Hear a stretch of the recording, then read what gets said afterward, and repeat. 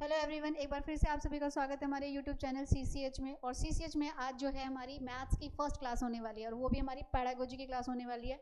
आप लोगों को सभी को पता है कि जो हमारा सीटेट का एग्जाम है उसमें मैथ्स आपका दो लेवल पे आ रहा है, एक पीआरटी लेवल पर यानी कि पेपर 1 में भी आ रहा है और पेपर 2 में भी आ रहा है। पेपर 2 में वो स्टूडेंट जो साइंस एंड मैथ्स के हैं उनको पूरा पर्टिकुलर जो है मैथ्स वहाँ पर दिया गया है। साइंस और मैथ्स मिलाकर पूरा उनका जो पार्ट होता है वो 60 मार्क्स का होता है। लेकिन अगर हम पेपर 1 की बात करें तो वही मैथ्स हमारा 30 मार्क्स का एक पूरा एक सब्जेक्ट है।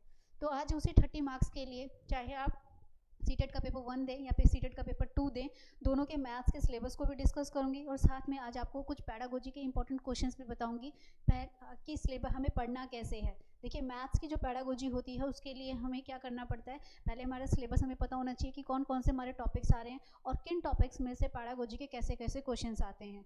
क्योंकि पैडागोजी कोई रोट लर्निंग नहीं है, एक अंडरस्टैंडिंग है। एज अ मैथ्स टीचर आपके पास उस तरह की अंडरस्टैंडिंग होनी चाहिए कि जब आप पीआरटी लेवल यानी कि फर्स्ट टू फिफ्थ क्लास के बच्चे को मैथ्स पढ़ा रहे हो तो उसके लिए आपको किस तरह के ऑब्जेक्टिव्स, किस तरह के मेथड्स की ज़रूरत पड़ेगी या आप किस तरह की एक्टिविटीज़ बच्चों के लिए क्रिएट करेंगे। लेकिन वहीं अगर हम बात करें पेपर 2 की, तो बच्चा बड़ा हो जाता है, उसका साइंस एंड मैथ्स जो है, स्पेशली मैथ्स वर्ड यूज़ करूँगी कि मैथ्स का जो एक्टिविटीज़ होती हैं वो अलग हो जाती हैं, उनको मैथ्स पढ़ाने के अलग तरह के मेथड्स हो जाते हैं। तो सिलेबस सेम दिया गया है पर सिलेबस सेम हो जाने से उनका लेवल क्या रहता है, अलग अलग रहता है। यानी कि पीआरटी लेवल पर आपके यानी कि सीटेट के पेपर 1 में क्वेश्चंस हमारे मैथ्स के अलग आते हैं और पेपर 2 में हमारे अलग आते हैं। पर पैडागोजी पार्ट कुछ थोड़ा बहुत ही मिलता जुलता सा होता है, ज़्यादा उसमें फ़र्क नहीं मिलता है क्योंकि टीचर होती है, चाहे वो प्राइमरी लेवल की हो चाहे वो सेकेंडरी लेवल की हो। उसमें सिर्फ टीचर की अंडरस्टैंडिंग को चेक किया जाता है। एज अ मैथ्स टीचर आपको कितनी नॉलेज है कि मैथ्स को किस तरीके से बच्चे को बेस्ट से बेस्ट तरीके से कराया जाए। तो आज की क्लास में हम पैडागोजी के कुछ इंपॉर्टेंट क्वेश्चन तो लेंगे ही। सबसे पहले हम अपना सिलेबस डिस्कस करेंगे क्योंकि आपको पता है सीटेट का हमारा एक प्लस पॉइंट ये होता है कि हर सब्जेक्ट का हमें एनसीईआरटी ने एक पर्टिकुलर सिलेबस दिया है और हमारा एग्जाम जो है वो सिलेबस से बाहर नहीं होता है। तो ये तो जनरल नॉलेज हुई। और आज की भी जो हमारी पैडागोजी की क्लास है वो जो मैं ले रही हूँ वो पूरा का पूरा हमारा एनसीईआरटी बेस ही रहेगा। जैसा मैं आप लोगों को बताती हुई आ रही हूँ कि आपके सीटेट का एग्जाम को कंडक्ट करने वाला सीबीएसई बोर्ड है और उस पर जो वर्क करती है वो कौन करती है, वो एनसीईआरटी करती है। तो एनसीईआरटी मैथ्स को लेकर आप लोगों को क्या दिखाना चाहती है, क्या बताना चाहती है, उसको हम डिस्कस करेंगे। उससे पहले मैं हर बैच में ये बताती हूँ और फिर आप लोगों को भी बता दूँ कि सीसीएच की तरफ से सीटेट का बैच जो है वो स्टार्ट हो चुका है और जो है जो ये बिग ऑफर आप लोगों को दिया जा रहा था उसकी डेट बहुत ही नियर बाय आ गई है भाई, 15th है। ठीक है, कुछ ही 1-2 दिन का टाइम आप लोगों के पास बचा है जिसमें आप कम से कम प्राइस में एक अच्छा सा बैच ऑनलाइन जो है वो ले सकते हो। तो क्लास अगर अच्छी लगे तो आप ऑनलाइन बैच को ज्वाइन कर सकते हैं। बाकी डिटेल्स आपको जो है जो सीसीएच का जो हमारा चैनल है यानी कि जो हमारा जो भी आप जुड़ सकते हैं और चैनल से आप क्या टेलीग्राम ग्रुप चैनल से जुड़िए, आपको वहाँ पर आपकी सारी इन्फॉर्मेशन मिल जाएगी। तो चलिए करें स्टार्ट। पहले थोड़ा सा डिस्कस कर लें हमारा मैथ्स के सिलेबस को कि मैथ्स का सिलेबस है क्या। आपको पता है टोटल मैथ्स का पेपर जो हमारा है, अगर मैं फर्स्ट पेपर की बात करूँ, सीटेट के फर्स्ट पेपर की बात करूँ तो हमारा कितने मार्क्स का है, यहाँ पर हमारा 30 मार्क्स का है। वहीं अगर हम सीटेट के पेपर 2 की बात करें तो वहाँ पर साइंस एंड मैथ्स को मिलाकर 60 है, लेकिन वहाँ पर भी साइंस अलग और मैथ्स जो है वो अलग। मैथ्स यहाँ पर भी 30 नंबर का आ रहा है। ठीक है, अब इस 30 नंबर के लिए हमें कौन कौन से टॉपिक्स पढ़ने हैं।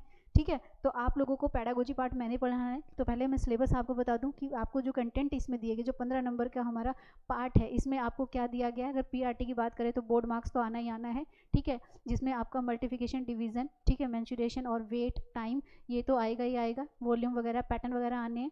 ठीक है, साथ ही अगर हम इसकी बात करें तो ज्योमेट्री है, शेप्स हैं, नंबर्स है, एडिशन, सब्ट्रैक्शन, यानी कि ये एक बेसिक सा हमारा सिलेबस है जो कि 15 नंबर के लिए हमें करना ही करना है।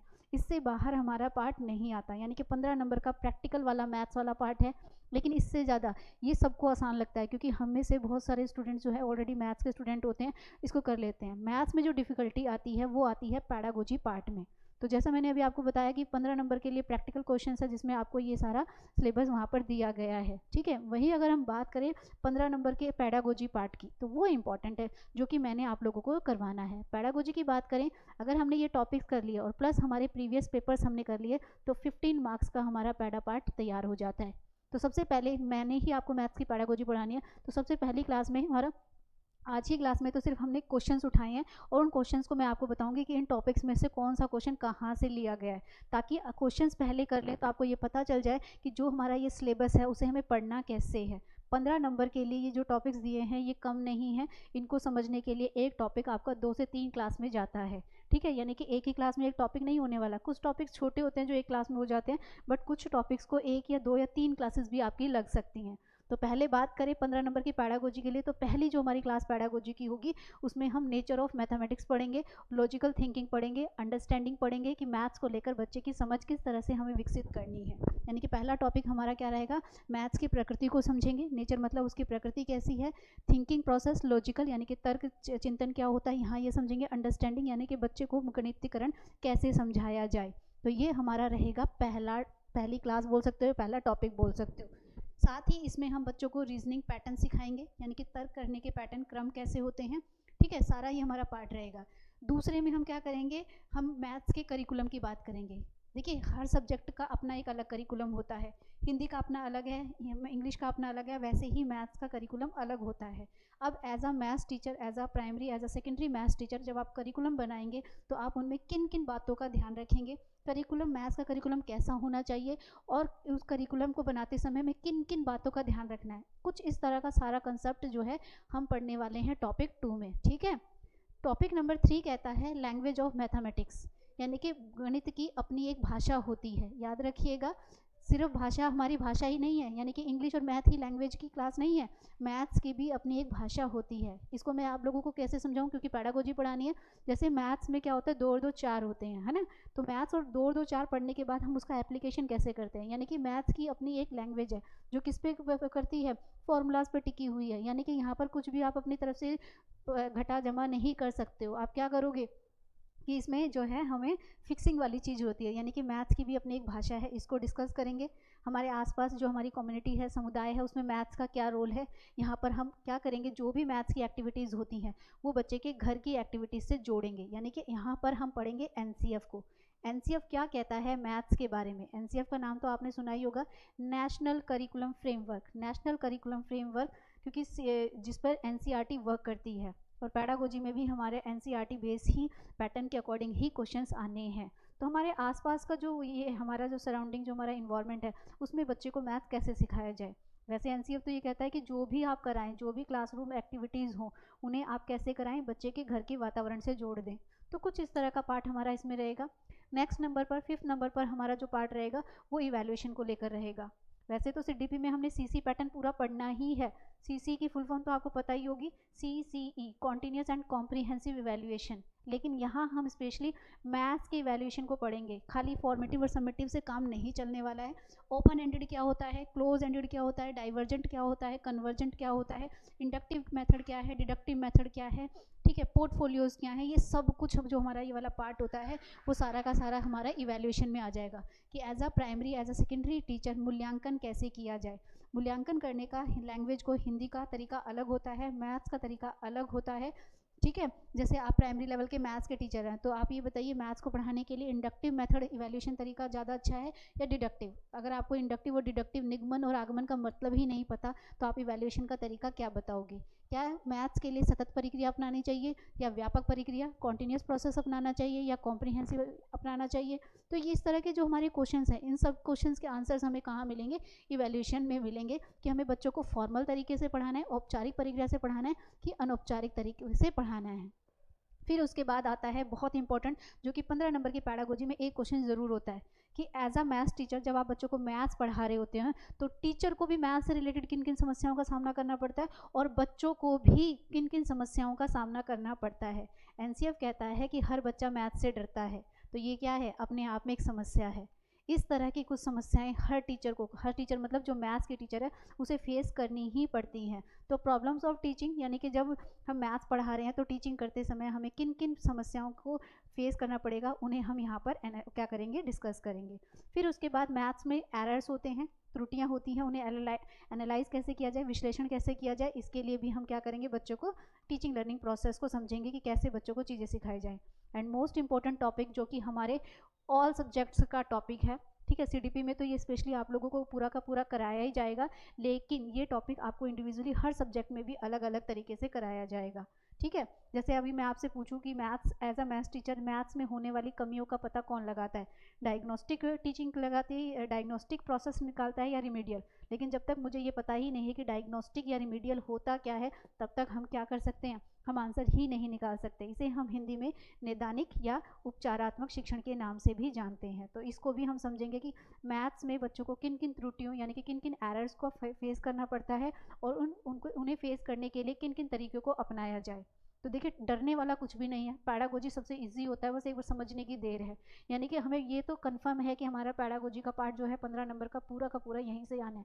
अगर हम इन टॉपिक्स को पूरा प्रॉपर तरीके से कर लें और साथ में हम अपने प्रीवियस एग्जाम्स के क्वेश्चंस भी सॉल्व करें, तो हमारे 15 में से, मैं ये तो नहीं कहती कि 15 में से 15 आ जाएंगे, पर हमारे 12-13 मार्क्स आराम से आ सकते हैं। 12-13 यहाँ लेने के बाद 12-13 अगर आप प्रैक्टिकल में भी लेते हो तो आपका स्कोर 27-26 के अराउंड जाता है, जो कि बेस्ट स्कोर है, जिससे आपका जो है ओवरऑल जो स्कोर है वो काफ़ी अच्छा आएगा। तो आप लोगों को नॉलेज हो गई होगी कि मैथ्स में जो ये सिर्फ पेपर 1 का नहीं है, ये दोनों बोथ पेपर का है। याद रखिएगा, पैडागोजी कुछ अलग नहीं होती है, पेपर 1 एंड पेपर 2 दोनों का होता है। बस थोड़ा सा लेवल सीटेट पूछते समय थोड़ा सा लेवल चेंज कर देता है। जैसे प्राइमरी में वो प्राइमरी वर्ड यूज़ कर लेंगे, सेकेंडरी में वो उच्च प्राथमिक या उच्च माध्यमिक वर्ड यूज़ कर लेंगे, लेकिन पूछेंगे वही चीज़ जो अंदर as a primary as a secondary teacher आपको मैथ्स से रिलेटेड क्या नॉलेज है, ये सब चीज़ें आपसे वहाँ पूछी जाती हैं। तो आई थिंक आप लोगों को पता चल गया होगा कि ये हमारा 15 मार्क्स का मैथ्स की पैडागोजी का सिलेबस है। ठीक है, तो जैसा मैंने आपसे कहा कि आज की क्लास में हम टॉपिक पूरा पर्टिकुलर नहीं लेंगे, क्योंकि आज की क्लास में मैंने आप लोगों के साथ सिलेबस को डिस्कस किया है। आप लोगों को सिलेबस माइंड सेट करिए कि ये टॉपिक्स हमने पढ़ने हैं। अब उन्हीं टॉपिक से रिलेटेड मैंने कुछ क्वेश्चंस लिए हैं। आज पहले आप इन क्वेश्चंस को सॉल्व करके देखिए कि अगर आप पैडागोजी की क्लास नहीं लेते हो तो क्या बिना पैडागोजी की क्लास लिए भी आप ये क्वेश्चंस कर सकते हो कि नहीं कर सकते हो। अपने आप से ये क्वेश्चन करिएगा। और साथ ही मैं पढ़ाते पढ़ाते आपको ये बताऊँगी कि अभी जो टॉपिक मैंने डिस्कस किए हैं, ये क्वेश्चन उस टॉपिक से आया है, ताकि जब मैं आप लोगों को पैडागोजी का पार्ट पढ़ाऊँ तो आपको समझ में आए कि ये हमने टॉपिक्स को पढ़ना कैसे है। देखिए, सीटेट का फंडा ये है, करने वाले इसे एक 1 अटैम्प्ट में कर जाते हैं। क्यों कर जाते हैं? क्योंकि सीटेट रोट लर्निंग नहीं है। सीटेट एक अंडरस्टैंडिंग बेस है, एलिजिबिलिटी टेस्ट है, जो आपका आईक्यू और आपकी पर्सनैलिटी को चेक करता है। और आईक्यू और पर्सनैलिटी को चेक करने के लिए रोट लर्निंग की नीड नहीं होती। इसे वही बच्चा क्रैक कर पाता है, वही स्टूडेंट क्रैक कर पाता है जिसके अंदर टीचिंग वाली स्किल्स होती हैं। क्योंकि पैडागोजी पार्ट ना हमारी स्किल्स को बाहर निकालने का तरीका है। सभी से सीटेट नहीं हो पाता है क्योंकि सभी के अंदर टीचिंग वाली स्किल्स नहीं है। लेकिन अगर पैडागोजी भी इतना भी टफ नहीं है कि अगर आप उसको समझने की कोशिश करें, सच में आपके अंदर टीचिंग वाली क्वालिटी है और आपकी इच्छा है कि मैं एक अच्छी टीचर बनूँ, तो आपका पैडागोजी पार्ट अपने आप ही अंडरस्टैंडिंग बढ़ती चली जाती है। तो चलिए करें, जरा क्लास स्टार्ट करते हैं। कुछ क्वेश्चंस मैंने लिए हैं पैडागोजी के, इजी से टफ की तरफ चलेंगे। आज की क्लास में थोड़ा सा पहली फर्स्ट हमारी क्लास जो होने जा रही है, तो इसे थोड़ा सा इजी लेवल पे रखा गया है। लेकिन जैसे जैसे क्लास बढ़ती जाएंगी, क्वेश्चंस का लेवल अपने आप बढ़ता चला जाएगा, क्योंकि हमेशा हमारा जो पढ़ाने का तरीका होना चाहिए और पढ़ने का जो तरीका होना चाहिए वो जनरल टू स्पेसिफिक होना चाहिए, सामान्य से विशिष्ट की ओर होना चाहिए। As a primary as a secondary teacher pedagogical point of view से ये बात हमें पता होनी चाहिए कि पहले हमें जनरल एक्टिविटीज़ करनी चाहिए और उसके बाद हमें स्पेसिफिक यानी कि स्पेशल या विशिष्ट करनी चाहिए। तो उसी को ध्यान में रखकर आज की जो क्लास है आप लोगों के लिए है। तो क्वेश्चन नंबर 1 क्या कहता है भाई, देखना जरा। Which of the following statement mean is true, यानी कि निम्नलिखित में से कौन सा कथन सही है। आपको 4 स्टेटमेंट दी गई हैं और चारों में से आपने ये बताना है कि इन चारों में से कौन सी स्टेटमेंट है। पहले तो मैं आपको बता दूं कि ये पीआरटी का क्वेश्चन है, ये प्राइमरी लेवल पर पूछा गया क्वेश्चन है। ठीक है, क्या कहता है, पहला कहता है स्थानीय मान सिखाते समय, यानी कि जब हम बच्चों को प्लेस वैल्यू सिखा रहे हैं, ठीक है, स्थानीय मान सिखाते समय शून्य का परिचय दिया जाए। यानी कि जब आप बच्चे को प्लेस वैल्यू सिखा रहे हो तब आप उसे 0 की वैल्यू बता दो। क्या ये स्टेटमेंट ट्रू है? दूसरी कहती है पढ़ाई जाने वाली प्रथम संख्या, प्रथम संख्या मतलब जो स्टार्टिंग की हम सिखाते हैं, मतलब जो पहला नंबर बच्चे को मैथ्स में सिखा रहे हैं वो नंबर पहले 0 हो। क्या आपने कभी स्कूल में देखा है कि टीचर सबसे पहले काउंटिंग सिखाती है तो सबसे पहले 0 सिखाती है? ये स्टेटमेंट सही है। तीसरा पॉइंट कहता है बच्चों में संख्या यानी कि नंबरिंग आप डेवलप करते समय उसे क्या करें, नंबरिंग होने के बाद, यानी कि जब उसे नंबर्स की पहचान हो जाए उसके बाद आप 0 से उसे मिलवाएं कि 0 भी है भाई एक नंबर। ठीक है, ये ठीक है। या फोर्थ संख्या 9 के बाद शून्य का परिचय दिया जाना चाहिए। तो क्या लगता है भाई, क्या आपको लगता है 9 तक काउंटिंग सिखाने के बाद बच्चे को 0 सिखाया जाता है? आप सोचोगे कि उसके बाद तो क्या है 10 आता है और 10 के अंदर 0 है। हमारे सीटेट का यही पैडागोजिकल फंडा है कि एक आंसर ठीक लगता है और एक आंसर ज़्यादा ठीक होता है। अब देखिए ये तो गलत है, प्लेस वैल्यू के टाइम 0 की वैल्यू नहीं परिचय नहीं दिया जाता, उससे पहले बच्चा 0 सीख चुका होता है। पढ़ाई जाने वाली प्रथम संख्या यानी कि स्टार्टिंग का फर्स्ट लेटर या फर्स्ट नंबर हमारा 0 नहीं होता, ये भी स्टेटमेंट हमारी गलत है। अब हमारे पास 2 स्टेटमेंट बची हैं। एक कहती है कि 9 नंबरिंग के बाद यानी कि 1 to 9 सिखाने के बाद 0 सिखाओ, ये ठीक है। या ये कहती है बच्चों में संख्या ज्ञान विकसित होने के बाद ही शून्य का दिया जाता है। बिल्कुल ये ठीक लग रहा है पर पूरी तरह से ठीक नहीं है, और ये हमारा क्या है, पूरी तरह से ठीक है। क्योंकि जब बच्चों में नंबरिंग आ जाती है, जब बच्चों को काउंटिंग आ जाती है, उसके बाद ही उसे ज़ीरो की वैल्यू या ज़ीरो का की उसके बारे में बताया जाता है। तो हमारा करेक्ट आंसर क्या हो जाएगा, सी हो जाएगा। ठीक है, अभी मैंने आपसे कहा था कि एनालाइजिंग एरर्स वगैरह हमें देखने हैं, बच्चे में विश्लेषण क्षमता आनी है, तो विश्लेषण क्षमता कैसे आएगी, ऐसे ही आएगी। यानी कि जब हम पूरा पैडागोजी का पूरा सिलेबस कर लेंगे तो इन क्वेश्चंस को हम आसानी से कर पाएंगे। तो यहाँ पर हमें पता चला है कि बच्चों को संख्या ज्ञान यानी कि numbering 0 should be introduce after childrens develop number senses, यानी कि जब तक उसको नंबर सेंसेस नहीं आ जाते, जब तक उसे नंबरिंग नहीं आ जाती, तब तक हम उसे शून्य का परिचय नहीं दे सकते। यानी कि नंबरिंग आने के बाद ही हम बच्चे को 0 की वैल्यू समझाते हैं। तो ये हुआ हमारा क्वेश्चन।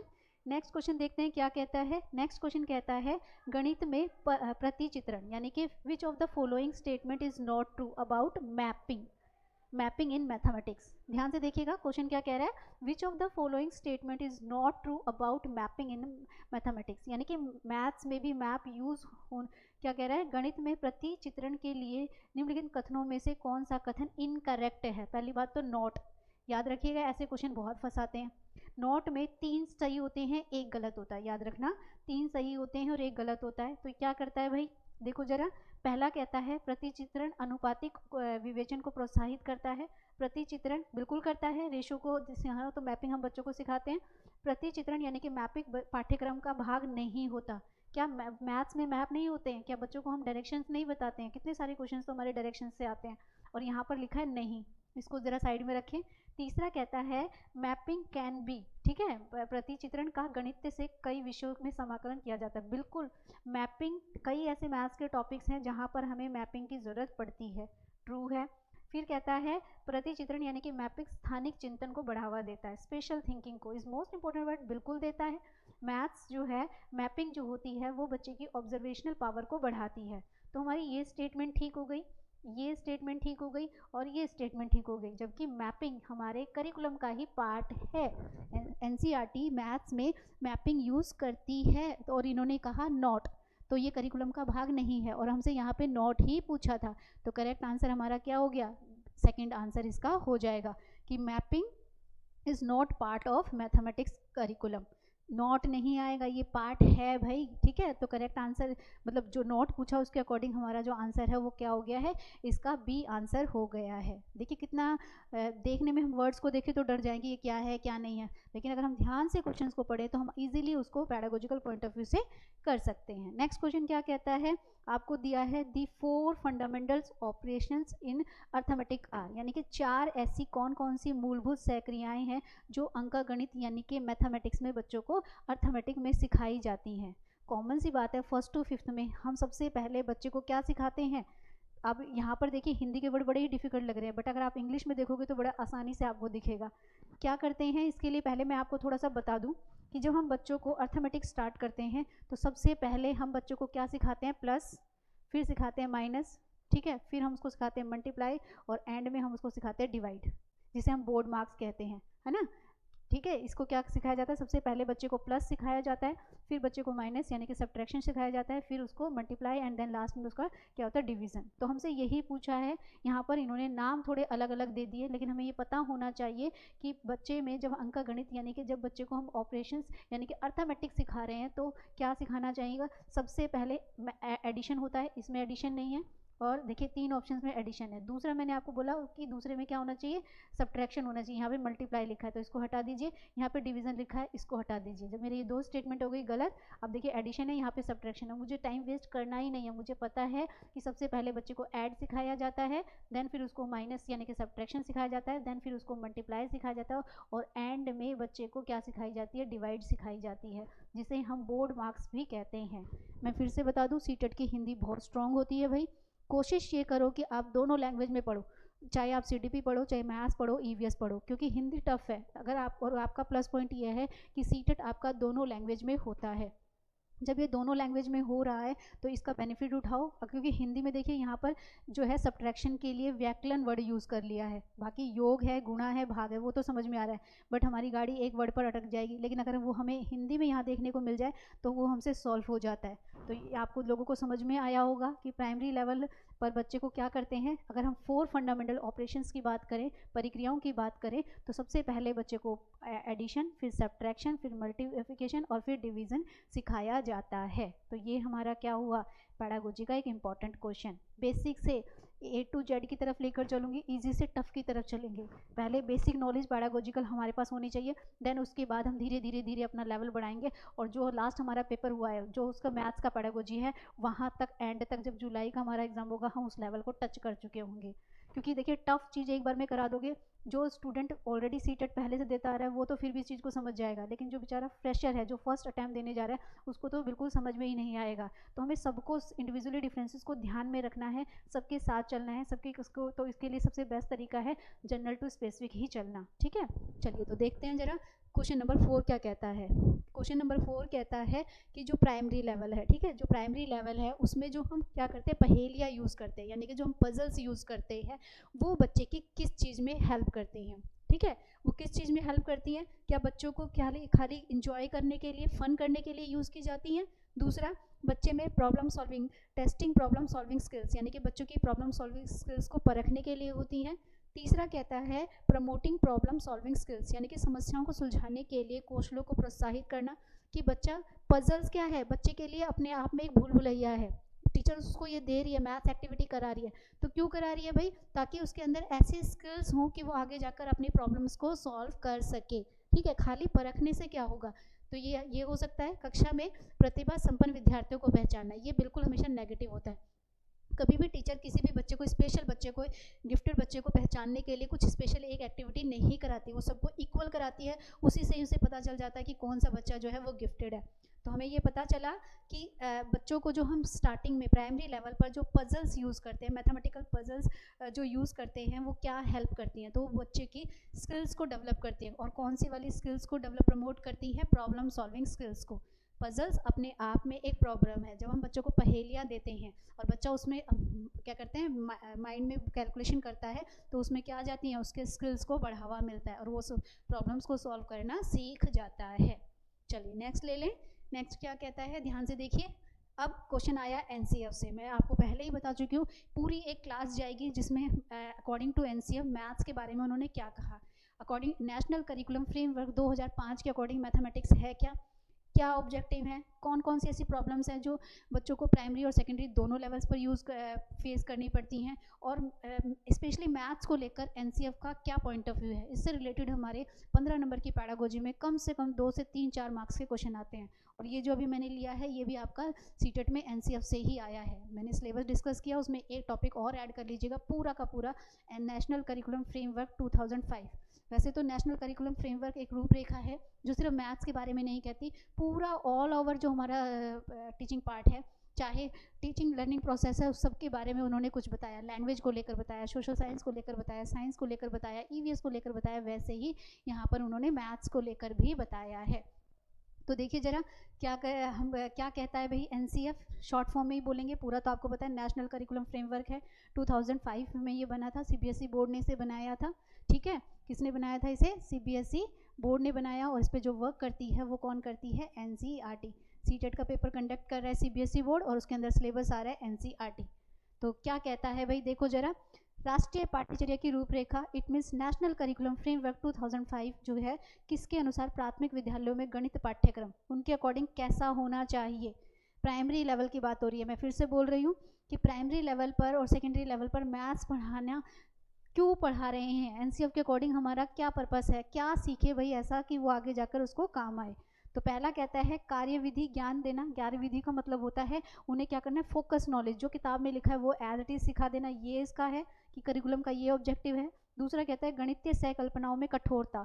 कठोरता का मतलब होता है जो बुक में लिखा है वही सीखोगे, अपनी तरफ से कुछ नहीं, यानी कि क्लोज एंडेड की तरफ, ये भी हमारा नेगेटिव हो गया, ये भी इसका पॉइंट नहीं है। तीसरा कहता है छात्रों को प्रगामी गणित के लिए तैयार करना, आगे आने वाली क्लासेस के लिए, मैथ्स के लिए प्रिपेयर करना, क्या हमारे करिकुलम का ये ऑब्जेक्टिव होना चाहिए according to national curriculum framework 2005। And last कहता है छात्रों के प्रतिदिन के अनुभवों से संबंधित होना चाहिए। यस, ये कहता है, एनसीएफ कहता है कि मैथ्स ऐसा हो जो आगे जाकर बच्चे के डे टू डे लाइफ में काम आए। हमें बच्चे को सिर्फ 2 और 2 4 नहीं बताना है, उस 2 और 2 4 को वो अपनी प्रैक्टिकल लाइफ में कैसे यूज़ करेगा। तो इसके लिए छात्रों के प्रतिदिन के अनुभवों से संबंधित करना, यानी कि मैथ्स को इस तरह से पढ़ाओ कि बच्चे की घर की एक्टिविटीज़ से जोड़ सको। तो आप इसे कह सकते हो, यहाँ पर हम कह सकते हैं कि जो मैथ्स में जो कुछ भी कराया जाएगा उसे किससे कनेक्ट कर दिया जाएगा, रियल लाइफ से, जिसे हम कहते हैं वास्तविक जीवन से जोड़कर पढ़ाना। याद रखिएगा, एनसीएफ क्या कहता है, वास्तविक जीवन से जोड़कर पढ़ाने के लिए हमें बच्चे को क्या करना है, जो स्कूल की एक्टिविटीज़ हैं वो उनकी घर की एक्टिविटीज़ से कनेक्ट कर देनी है। तो हमें आंसर मिल गया है, रिलेट करना है बच्चे को एवरीडे एक्सपीरियंस से, यानी कि दिन भर का उसका जो एक्सपीरियंस है।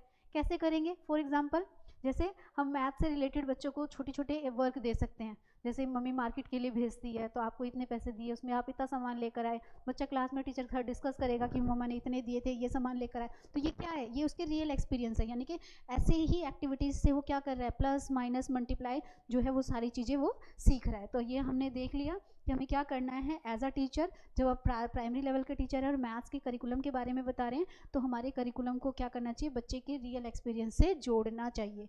ऐसा करने से टीचिंग लर्निंग प्रोसेस क्या हो जाता है, एक्टिव पार्टिसिपेशन हो जाता है। वो क्या, उसमें क्या आ जाती है, उसमें सक्रियता आ जाती है। और इसमें सिर्फ टीचर ही एक्टिव नहीं होता है, स्टूडेंट भी एक्टिव हो जाता है। तो एनसीएफ कहता है कि बच्चों को आप जब मैथ्स पढ़ाओ तो कुछ ऐसा पढ़ाओ जिसमें एक्टिव पार्टिसिपेशन हो। ठीक है, क्या हो, एक्टिव पार्टिसिपेशन होना चाहिए।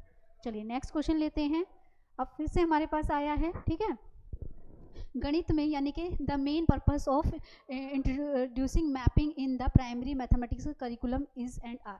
ठीक है, क्या कहता है भाई, गणित के प्राथमिक पाठ्यक्रम में प्रतिचित्रण को हम मैपिंग कहते हैं। दिए जाने का मुख्य प्रयोजन यानी कि ऑब्जेक्टिव हमारा क्या है, क्या पर्पस है, हम क्यों मैपिंग को यूज़ कर रहे हैं। ठीक है, यहाँ पर हमें थोड़ा सा, मैंने कहा था ना लेवल थोड़ा टफ लेंगे, 4 में से एक नहीं बताना है, 4 में से हमें ऑप्शंस बताने कि कौन कौन से ठीक हैं। पहले तो क्वेश्चन को ध्यान से समझिएगा। आपको यहाँ पे ऑप्शन दिए बी और सी ठीक है, ए और सी ठीक है, ए और डी ठीक है, ए और बी ठीक है। बट आंसर तो तब निकालेंगे ना जब हमें चारों स्टेटमेंट्स के बारे में पूरा पता हो। तो पहला देखिए, पहला क्या कह रहा है, to promote spatial thinking. Spatial thinking होती है हमारी जिसे हम इन्होंने एक वर्ड यूज़ किया है, इसे आप प्रतीक्षात्मक भी वर्ड यूज़ कर सकते हैं या प्रत्यक्षीकरण भी वर्ड यूज़ कर सकते हैं। यानी कि चीज़ों की इन्होंने लिखा है त्रिविम, यानी कि बच्चों को हम क्या करेंगे, जो सामने की चीज़ें हैं उनको ऑब्जर्व करने वाली, तर्क करने वाली, अगर मैं मैथ्स की लैंग्वेज में बोलूँ तो वो क्षमता विकसित करना। बिल्कुल, मैप का ये ऑब्जेक्टिव है कि बच्चों के अंदर इस तरह की स्किल्स को डेवलप करना। दूसरा कहता है कि ये क्या करता है, प्रमोट करता है किसको, अनुपातिक विवेचन को। मैप बताता है भाई हमें, रेशियो के बारे में बताता है, तो ये भी है। तीसरा है विषय को सरल और रुचिकर बनाना। क्या सिर्फ बच्चे, और हमें 2 ही ऑप्शन देने हैं, तो मुझे मिल चुका है, ए भी ठीक है, बी भी ठीक है, सी गलत नहीं है, पर मेरे पास, मैंने ऑप्शन के अकॉर्डिंग आंसर, क्योंकि 3 ऑप्शन मुझे नहीं दिए हैं, है ना। तो ये कहता है विषय को सरल और रुचिकर बनाना। खाली मैथ्स को सरल इजी बना देना और रुचिकर बना देना हमारा कोई मैप देने का कोई ऑब्जेक्टिव नहीं होता। इतना इसको हम ऑब्जेक्टिव में नहीं काउंट कर सकते। संख्याओं की निरसता यानी बोरिंग कम करने के लिए ये भी नहीं होगा। तो हमें करेक्ट आंसर मिल गया है कि मैप देने का मेन, हमारा करिकुलम में हम मैपिंग क्यों ऐड करते हैं, इसके 2 पर्पस है। मैथ्स में मैपिंग क्यों यूज़ हो रही है, तो आंसर मिला मुझे, क्या मिला, ए और बी। और ए और बी किस में है भाई, हमारे डी आंसर में है। डी तो वैसे ही गलत है, सी वैसे गलत है, ये तो ऑप्शन गलत हो गए। और हमें ये पूरा 100% पता है कि इसमें हमारा आंसर कैसे आ गया है, ए और बी। अच्छा, इसका भी मैं आप लोगों को सॉल्यूशन बताऊं, क्योंकि अभी तो बहुत छोटे लेवल पर है, इसमें ए बी सी डी दे देते हैं। तो आप लोगों ने करना क्या है, जब हम प्रैक्टिस करेंगे तो मैं आपको कुछ ट्रिकी तरीके बताऊँगी, कुछ टर्म्स बताऊँगी, जिससे हम क्या कर सकते हैं, इन चीज़ों को आसानी से सॉल्व कर सकते हैं। कि पहले तो सबसे पहले आप श्योर हो जाइए कि कौन सी स्टेटमेंट सही है और कौन सी गलत है, क्योंकि क्वेश्चन दोनों फॉर्म में है, करेक्ट फॉर्म में भी है और इनकरेक्ट फॉर्म में भी है। तो आपको ये पता होना चाहिए करेक्ट और इनकरेक्ट फॉर्म में कि जो चीज़ जो शॉर्टी हो, पहले उस साइड को, उसको साइड हटाते जाइए। देखिएगा आपके पास एक ऑप्शन अपने आप चल कर आएगा और वो बिल्कुल 100% ठीक होगा। तो ये तरीका भी मैं आपको सिखाऊंगी कि कैसे आप आंसर निकाल सकते हो। अभी फ़िलहाल हमें आंसर मिल गया है क्या, कि इसका ए और बी यानी कि डी इसका करेक्ट आंसर होगा। चलिए नेक्स्ट ले लें। अब हमारे पास प्याजे है। पहले मैथ्स में हम 3 थ्योरीज पढ़ेंगे, जिनमें से एक प्याजे की थ्योरी है। और एक जो है हमारे पास और भी थ्योरीज आनी हैं, उनकी भी पढ़ेंगे। ज्योमेट्री से रिलेटेड भी कई थिंकर्स हमारे पास हैं, उनको भी मैं आपको क्लास में डिस्कस कराऊंगी। पहले अभी थोड़ा सा पहले पियाजे के बारे में देख लें। आप लोगों को पता है कि पियाजे ने बात की थी, किस चीज़ की बात की थी, उन्होंने कंजर्वेशन की बात की थी, ठीक है। यहाँ पर वो फिर से बता रहे हैं। और कंजर्वेशन जो है यानी कि बच्चा एज में, वेट में, हाइट में डिफरेंसेस कब करना सीखता है? 7 से 11 साल में। और उसका नाम क्या है? उसका नाम है थर्ड स्टेज, जिसे हम इंग्लिश में क्या कहते हैं? कॉन्क्रीट ऑपरेशनल स्टेज, ठीक है। कॉन्क्रीट ऑपरेशनल स्टेज में ही बच्चा क्या सीख रहा था? संरक्षण सीख रहा था। संरक्षण का मतलब होता है कंजर्वेशन सीख रहा था। Volumes, weight, height, weight, age, ये सब बच्चा सीख रहा था। उसी से रिलेटेड मैं सीडीपी, मैंने आपको बोला है सीडीपी की क्लास नहीं होती है, वो ऑल पैडास क्लास होती है। अब देखिए आप लोगों ने जीन पैजेट पढ़ा कहाँ है? सीडीपी में, लेकिन उससे रिलेटेड क्वेश्चन हमारा आ गया है मैथ्स की पैडागोजी में। लेकिन अगर हमें सीडीपी में उसको सही ढंग से पढ़ा है तो हम मैथ्स की पैडागोजी में भी उसको यूज़ कर सकते हैं। कैसे यूज़ करेंगे? पहले क्वेश्चन को समझेंगे। क्वेश्चन कह रहा है पियाजे के प्रस्ताव के अनुसार, यानी कि अकॉर्डिंग टू पियाजे को जो है माप में, अगर बच्चों को आप मेजरमेंट सिखा रहे हैं, माप सिखाना चाह रहे हैं, तो उसके लिए संरक्षण यानी कि कंजर्वेशन की कौन सी योग्यता सही होगी? क्या बच्चे को आयतन के संरक्षण से पहले द्रव्यमान, यानी कि बच्चे को कंजर्वेशन वॉल्यूम से पहले हम क्या सिखाते हैं? मास के बारे में बताते हैं। दूसरा कहता है भार के संरक्षण की समझ संख्याओं से पहले, वेट से पहले नंबरिंग पहले सिखाई जाती है, या नंबरिंग से पहले ये क्या कहते हैं? बच्चों को संख्याओं का ज्ञान दिया जाता है। तो याद रखिएगा, इसमें डी आंसर हमारा बिल्कुल होगा। बच्चों को वेट से पहले हम आयतन के बारे में बताते हैं, उसे ही कंजर्वेशन कहा जाता है। तो इसके अकॉर्डिंग हमारा आंसर क्या हो जाएगा? डी आंसर होगा। ये आप तभी समझ पाओगे जब आपको जीन पैजेट का प्रिंसिपल ऑफ कंजर्वेशन समझ में आएगा। संरक्षण का नियम कहता है कि 7 से 11 साल का बच्चा एज में, वेट में, हाइट में डिफरेंसेस सीख जाता है। तो जब हमें इसकी नॉलेज होगी तो ही हम इसका स्टेटमेंट का आंसर निकाल पाएंगे। तो हमें इसका आंसर मिल गया है क्वेश्चन नंबर 7 का, डी आंसर होगा। चलिए नेक्स्ट ले लें। अब कहता है question, which of the following, ठीक है, निम्नलिखित में से क्या गणितीय तर्कना, तर्कना जो है तर्क अलग होता है, तर्कना थोड़ी बड़ी होती है। तर्कना का मतलब है कि बच्चे की इतनी अंडरस्टैंडिंग वो समस्या भी लेकर आए और समस्या का समाधान भी लेकर आए। तो हमें क्या करता है भाई? ये जो गणितीय तर्कना है यानी कि जो मैथमेटिकल रीजनिंग है वो किसकी तरफ इंडिकेशन देती है, क्या बताती है? तो अभी मैंने आपको इसका मतलब तो बता दिया कि तर्कना क्या कहती है, जब बच्चे के पास समस्या भी है और समस्या का समाधान भी है, यानी कि क्वेश्चंस भी है और उसके पास आंसर्स भी हैं।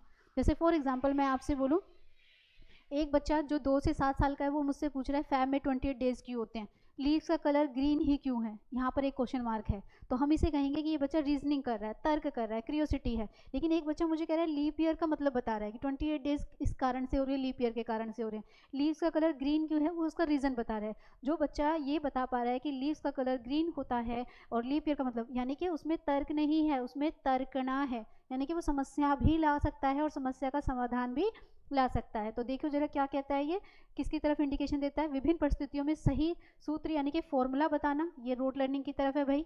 तर्कना कभी भी फॉर्मूलाज की तरफ, फिक्सिंग की तरफ नहीं जाती है, तो ये नेगेटिव हो गया। दूसरा कहता है गणितीय सहकल्पनाओं की परिभाषा, यानी कि हमें क्या करना है? सिर्फ डेफिनेशंस देना।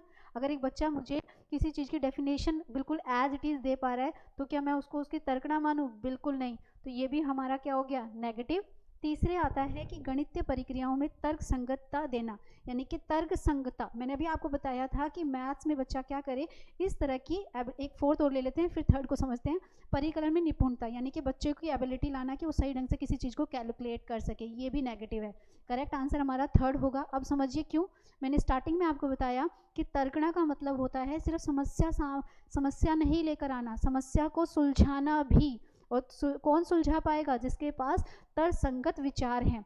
तो हम कह सकते हैं कि क्या है इसमें, क्या आंसर आ जाएगा हमारा? हम इसके आंसर हो जाएगा हमारा सी आंसर इसका हो जाएगा। देखिए कुछ भी मुश्किल नहीं है पैडागोजी के लिए। हमारा सीडीपी पार्ट सबसे पहले स्ट्रॉन्ग होना चाहिए। मैं हमेशा कहती हूँ जिसका सीडीपी स्ट्रॉन्ग समझो उसका ऑल पैडा स्ट्रॉन्ग, क्योंकि सीडीपी के जो टॉपिक्स हैं वो 30 मार्क्स का सीडीपी तो स्कोर करते ही हैं, लेकिन आपके ओवरऑल पैडा के लिए भी आपको प्रिपेयर करते हैं, क्योंकि पैडागोजी कुछ अलग नहीं है। जो थिंकर्स हैं, अलग अलग थिंकर्स हमें अलग अलग कंसेप्ट बताते हैं कि बच्चे का जो है सोशल, मोरल, कॉग्निटिव डेवलपमेंट कैसे किया जाए। जब आपकी ये अंडरस्टैंडिंग होती है तो अपना पैडागोजी पार्ट अपने आप ही आ जाता है। अब एक और क्वेश्चन लीजिए। अब सीडीपी में हमारे एक थिंकर हैं, ठीक है, सीडीपी के टॉपिक में हमारे एक थिंकर हैं जिनका नाम है बी एस ब्लूम्स। ठीक है, क्या नाम है उनका, BS ब्लूम, जिन्होंने हमें दिया टैक्सोनॉमी। क्या दिया, उनकी थ्योरी को अगर हम बात करें तो मैं CDP में चली जाऊंगी, टैक्सोनॉमी है। अब टैक्सोनॉमी में हमने कॉग्निटिव, फैक्टिव एंड साइकोमोटर पढ़ा, लेकिन पढ़ा तो CDP में था, यहाँ पर मैथ्स की पेडागोजी में इसका क्वेश्चन दे दिया। और देखिए knowledge, comprehension, creating application, as it is वही वर्ड यूज़ किए हैं जो कि ब्लूम्स टैक्सोनॉमी में है।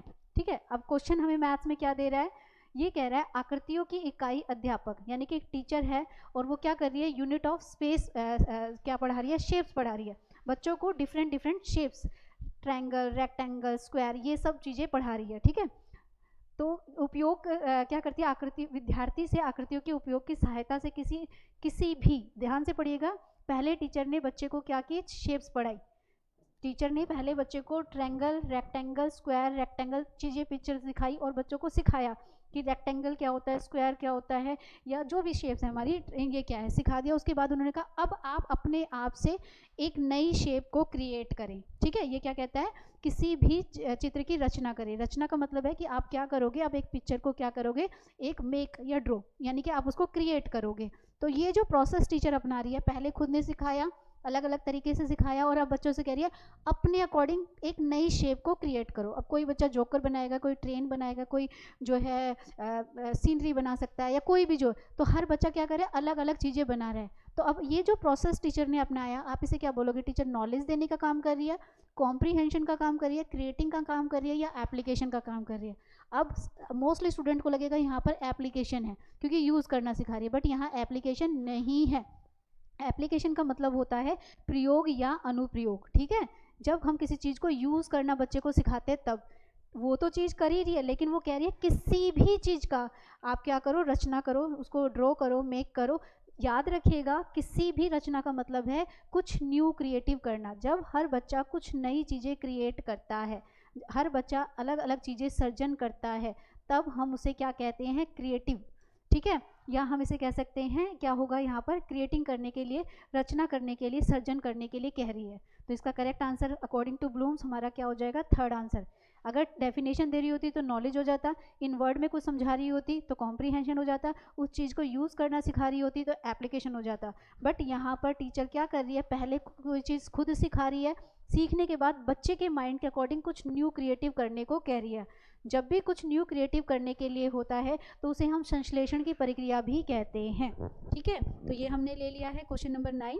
नेक्स्ट ले दें, क्या कहता है भाई, प्राइमरी लेवल पर हम बच्चों को जो मैथ्स पढ़ाते हैं, ठीक है, फॉर्मेटिव असेसमेंट की बात हो रही है। अभी हमने देखा था हमारा एक टॉपिक है इवैल्यूएशन, पूरा का पूरा एक टॉपिक दिया गया जिसमें हम फॉर्मेटिव और समेटिव पढ़ेंगे। CDP में हम पूरा टॉपिक करने वाले हैं कॉन्टिन्यूस एंड कॉम्प्रीहेंसिव इवैल्यूएशन, जिसको हम समझेंगे कि कॉन्टिन्यूस एंड कॉम्प्रीहेंसिव इवैल्यूएशन होता क्या है। अब मैथ्स में इन्होंने हमें फॉर्मेटिव दे दिया है। अब फॉर्मेटिव में देखो क्या करता है भाई, पहली बात तो फॉर्मेटिव असेसमेंट फॉर लर्निंग है, जो बढ़ाता है, कम नहीं करता है, ये कॉन्टिन्यूस बेसिस पे चलता है। समेटिव एक लेवल पर आकर क्या करता है, एंड कर देता है, जैसे कि हाफ ईयरली एंड फाइनल के एग्जाम पर। फॉर्मेटिव हमारा यूटीज है जो कॉन्टिन्यूस प्रोसेस में चलते रहते हैं, क्लास टेस्ट है, होमवर्क है, यूनिट टेस्ट है, जो कि कॉन्टिन्यूस प्रोसेस है। अब देखो जरा ये क्या करता है, क्या ये बच्चों की सामान्य त्रुटियों को पहचानने, एरर्स को पहचानने के लिए काम करता है। ठीक है, विश्लेषणात्मक प्रतिभाओं को, यानी कि फर्स्ट सेकंड थर्ड डिवीजन को पहचानने का काम करता है, ग्रेड देने का काम करता है, या अधिगम में असंगति और जो कमियां रह गई हैं उनको पहचानने का काम करता है। देखिए रैंकिंग नेगेटिव है, खाली नॉलेज प्रोवाइड करना ये भी नैरो हो गया, और सिर्फ जो है कॉमन एरर्स को पहचानना ये भी हमारा नैरो हो गया। इसका जो ऑब्जेक्टिव होता है थोड़ा बड़ा होता है। ये क्या करता है, याद रखना, ये हमारी इंग्लिश की पैडागोजी में भी काम आएगा। ये जो हमारा फॉर्मेटिव असेसमेंट है वो क्या है, असेसमेंट फॉर लर्निंग, और इसके अंदर डायग्नोस्टिक लर्निंग की जाती है। और जहाँ पर डायग्नोस्टिक यानी कि नैदानिक जांच की जाती है, वो अधिगम की कमियों का यानी कि लर्निंग गैप्स का पता लगाती है। तो ये हमें पता होना चाहिए अगर हम सीटेट का एग्जाम देने जा रहे हैं, कि मैथ्स हो या कोई भी सब्जेक्ट हो, जो सब्जेक्ट में जो एरर्स आते हैं, जो कमियाँ आती हैं, उन कमियों को दूर करने का काम कौन करता है, ये फॉर्मेटिव वाला ही करता है। तो हमारा करेक्ट आंसर यहाँ पर क्या हो जाएगा, इसका करेक्ट आंसर हमारा डी हो जाएगा। चलिए अब आ जाते हैं, अभी मैंने आपसे कहा था कि वैल्यूएशन के अंदर दो प्रोसेस की बात की जाती है, एक ओपन एंडेड की और एक क्लोज एंडेड की, है ना। एक ओपन एंडेड होता है और एक क्लोज एंडेड होता है। इसको आप समझ लिए पहले, फिर उसके बाद क्वेश्चन करते हैं। ध्यान से देखिएगा, मैंने दो जो है यहाँ पर क्या किए हैं, दो पिक्चर्स बनाई हैं। कुछ डिफरेंस दिखे तो मुझे ज़रूर बताना कि क्या डिफरेंस है भाई। ध्यान से देखिए, दिखने में एक जैसी लग रही है, बट फ़र्क क्या है, दोनों ही जगह समस्या एक एक ही है। ठीक है, लेकिन एक तरफ एरो सब अंदर की साइड है और एक तरफ एरो सारे बाहर की साइड है। जो अंदर की साइड है वो रोट लर्निंग की तरफ हमें बता रहे हैं, यानी कि ये क्या है, क्लोज एंडेड है। जब समस्या का केवल एक ही समाधान हो, ठीक है, तो हम उसे क्लोज एंडेड कहते हैं। लेकिन जब समस्या के कई समाधान हो, यानी कि समस्या एक है, समाधान ए भी हो सकता है, बी भी हो सकता है, सी भी हो सकता है, डी भी, तो इसे हम ओपन एंडेड कहते हैं। ठीक है, इसे क्या कहा जाता है, ये हमारा ओपन एंडेड यानी कि मुक्त होता है।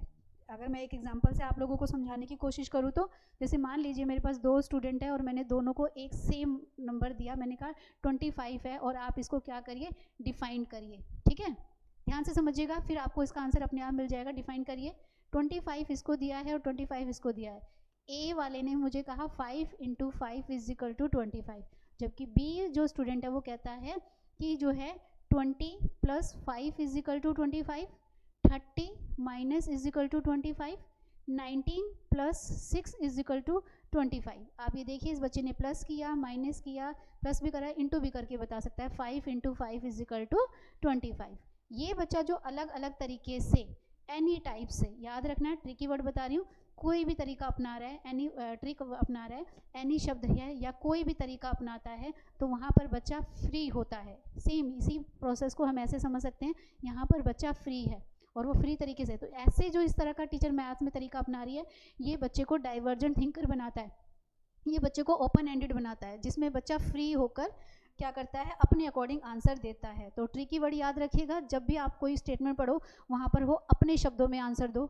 जैसे मैं बच्चे से कह रही हूँ कि टोटल एक वीक में कितने डेज होते हैं, तो ये क्लोज एंडेड है, सबको पता है 7 डेज होते हैं। कितने ईयर्स हैं, सबको पता है कितने हैं। लेकिन मैं ये कह रही हूँ, आपके टीचर के साथ या आपके पेरेंट्स के साथ, आपके टीचर के साथ ही ले लेते हैं, आपके टीचर के साथ आपके कैसे रिलेशन है। तो क्लास में अगर 30 बच्चे हैं तो उनका आंसर क्या आएगा, 30 अलग अलग तरह का, हर कोई अपने अपने तरीके से। तो ये क्या है, आपने बच्चे को ओपन एंडेड क्वेश्चन दिए। क्वेश्चन भी हमारे पास यही आया है, निम्नलिखित में से कौन सा जो है आपके पास जो ऑप्शन है जो कि किसको दिखाता है, ओपन एंडेड क्वेश्चंस के बारे में बता रहा है कि कौन सी ऐसी स्टेटमेंट है जो ओपन एंडेड की तरफ दिखाती है। 15 को 3 से इंटू करेंगे तो आपको पता है टेबल है, 15 का टेबल आता होगा, आप फटाफट से निकाल दोगे, कुछ फिक्स वाला है। फिर दूसरा है, आप 15 को 3 से गुणा किस प्रकार करेंगे, कुछ नया नहीं है भाई, सबको आता है। फिर कहता है कोई 2 संख्याएं लिखिए जिनका गुणनफल क्या होगा, 45। कोई दो मतलब आप फ्री हो। मैंने अभी आपको बताया था कि जहाँ पर भी ये वर्ड आ जाते हैं, एनी या कोई, वो क्वेश्चंस हमारे किसकी तरफ इंडिकेशन देते हैं, वो हमें ओपन एंडेड की तरफ लेकर जाते हैं। तो आई थिंक आंसर तो हमें मिल ही गया है। संख्या रेखा का प्रयोग करते हुए 3, ये भी नहीं, तो करेक्ट आंसर क्या हो जाएगा, करेक्ट आंसर हमारा हो जाएगा यहाँ पर सी। याद रखिएगा, कोई भी पेडागोजी का ऐसा पेपर नहीं है हमारा मैथ्स का जहाँ पर ओपन एंडेड और क्लोज एंडेड से रिलेटेड क्वेश्चन ना आते हों। चलिए नेक्स्ट देखते हैं। नेक्स्ट क्या कहता है, प्राथमिक कक्षाओं में बच्चों में, प्राइमरी लेवल पर बच्चों में मैथ्स में क्या सिखाना ज़रूरी है। सबसे ज़रूरी क्या होना चाहिए, आकलन पर किस पर ध्यान नहीं दें, नोट में है भाई, नोट में। यानी कि जब मैथ्स पढ़ा रहे हो, मैथ्स के टीचर हो, तो आपको ये देखना है कि बच्चों ने मैथ्स के नाम पर क्या सीखा और क्या नहीं सीखना चाहिए। क्या बच्चों को गणितीय भाषा का विकास करना है, गणित की समस्याओं को जवाब देने के लिए सटीकता, मैंने आपको पहले बोला था सटीकता रोड लर्निंग की तरफ लेकर जाती है। तर्क कौशल का विकास करना, गणितीय अवधारणाओं को समझना, ये भी पॉजिटिव, ये भी पॉजिटिव। और मैथ्स की जो है क्या करना है, गणित की समस्याओं का जवाब देने के लिए, इंग्लिश में जरा सा देख लीजिए क्या कह रहा है, प्रॉब्लम्स को करना, ये भी हो जाएगा। लेकिन गणित की भाषा का विकास करना ये हमारा पर्पस नहीं है। ठीक है, तो नोट में पूछा था, तो करेक्ट आंसर हमारा क्या हो गया यहाँ पर, ए इसका आंसर हो जाएगा। चलिए नेक्स्ट ले ले। नेक्स्ट क्या कहता है, अब ये एनसीएफ से रिलेटेड है, ये एनसीएफ से आया, अभी हमने एनसीएफ पढ़ा नहीं है, बट मैं आपको बता दूं कि हमारे नेशनल करिकुलम फ्रेमवर्क से लिया गया है। क्वेश्चन क्या कहता है, क्वेश्चन कहता है गणित से भयभीत होने और उसमें असफल होने के लिए निम्नलिखित में से किसको एक कारण नहीं माना जाएगा। क्वेश्चन को समझिए पहले। बच्चे मैथ से डरते हैं, फोबिया होता है कई बच्चे, लेकिन आज बच्चे मैथ से कम और लैंग्वेज से, हिंदी से ज़्यादा डरते हैं। पर क्यों अब एक्टिविटीज़ चेंज हो गई, अब मैथ्स इतना इजी तरीके से बच्चों को पढ़ाया जा रहा है कि उन्हें मैथ्स से डर नहीं लगता। लेकिन अगर आप 10 साल 15, मुश्किल से आप 10 साल पीछे चले जाइए तो आपको जो भी बच्चा आपको मिलेगा वो कहेगा मैथ्स सबसे डिफिकल्ट है। क्यों, क्योंकि उससे पढ़ाने का तरीका डिफिकल्ट था। तो अब ये कह रहा है इन 4 आपको सिम्बल्स दिए गए हैं, 4 आपको ऑप्शन हैं, कौन सा ऐसा फैक्टर है जो सीखने में बाधा नहीं लाता। तो याद रखिएगा, क्लासरूम के एक्सपीरियंस, क्या कहते हैं, गणित की संरचना और प्रतीकात्मक संकेत, ये सब लाएंगे। लेकिन जो जेंडर है, जेंडर मतलब गर्ल्स और बॉयज़ वाला डिफरेंसेस, मैथ लड़की भी पढ़ सकती है और लड़का भी पढ़ सकता है। जेंडर मैथ्स के लिए डर नहीं है, ये डर अगर मैथ से लग रहा है तो लड़की को भी लग सकता है और लड़के को भी लग सकता है। तो हमारा जो हमसे पूछा था नॉट पूछा था, तो हमारा आंसर क्या हो गया, सी इसका करेक्ट आंसर हो गया। मैथ्स ऐसा स्पेशली ऐसा कहीं मेंशन नहीं है कि लड़के ही सीखेंगे लड़कियां नहीं सीखेंगी, सब्जेक्ट चाहे कोई भी हो, इक्वालिटी की बात होती है, दोनों ही मैथ्स भी सीख सकते हैं, दोनों ही हिंदी भी सीख सकते हैं, दोनों होम साइंस भी सीख सकते हैं।